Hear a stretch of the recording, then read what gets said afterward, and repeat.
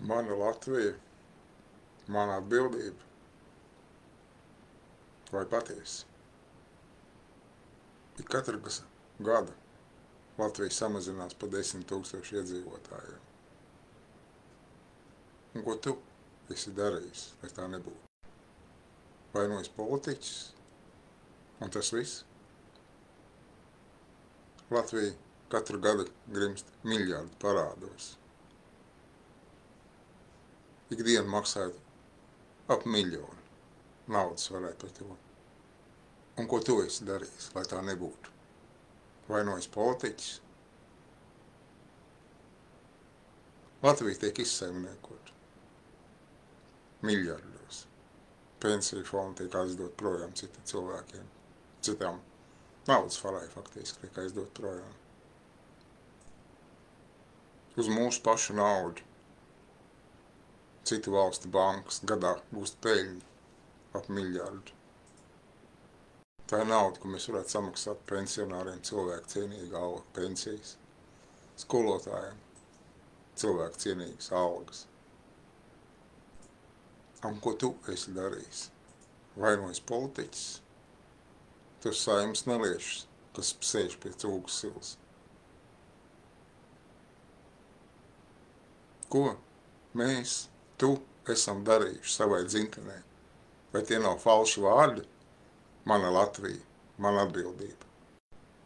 Vai tas nav riebīgs, noziedzīgs teātris?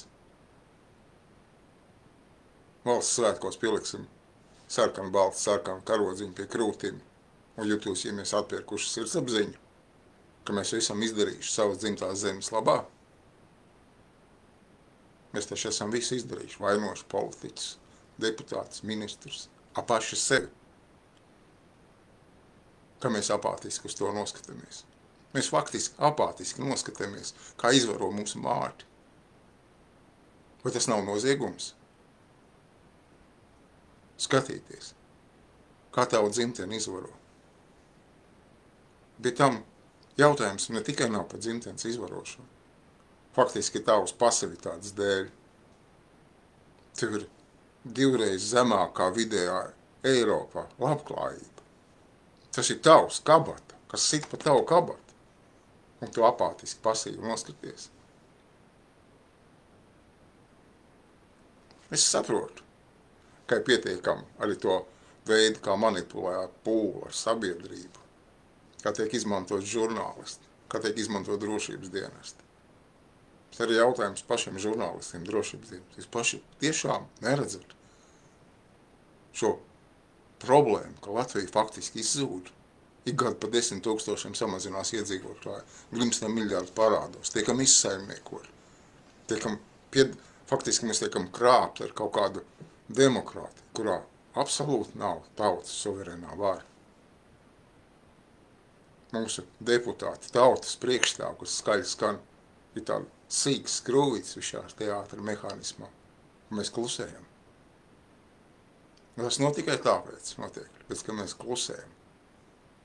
Neparādam, kā atmodā, ka mēs esam vienota, stipra tauta, ar kuru jārēķinās. Tikai tādā brīdī, ka mēs parādīsim, tādi paši būsim kā latviešu strēlnieki, ka mēs esam vienota, stipra tauta, ar mums sāks rēķināties. Līdz tam mēs mūs uzskata par liederīgiem idiotiem, slaucam aunu baru. Ja mūsu nodokļu maksātāji samaksātām naudām tiek izsaimnieki miljardi. Pametot mums pat skolotājiem, tad algas pielikums nesadz inflāciju. Un mēs to pazemīgi pieņemam. Es pats biju skolotājs un bija absolūti bēdīgi skatīties, kā cilvēki ar pazemotām galvām, noliektām galvām pieņem to, ka faktiski ņirgājās par mūsu tautu, par mums ņirgājās. Kāpēc mēs to pieņemam? Saprotam, mēdī manipulē pa mums. Visādi tur kaut kādas manipulācijas dara. Arī pašiem žurnālistiem, drošībniekiem gribēju uzdot šo jautājumu. Kāpēc jūs tā darat? Jūs taču redzat, ka Latvija un Latvijas tauta izzūd. Un jūs atbalstat šo izzūšanu. Varbūt aktīvi neiesaistāties, bet jūs visā tenī teātrī piedalieties. Latvijas tauta. Mostamies. Ceļamies. Apvienojamies, rīkojamies. Latvijas. Esam 11. novembrī, Krastmalā, 7:00 vakarā. Parādām, ka esam vienoti stipri tauta. Ka ar mums ir jārēķinās. Kā rēķinājās ar latviešu strēlniekiem. Jā, esam 11. novembrī, Krastmalā, 1900. Paldies!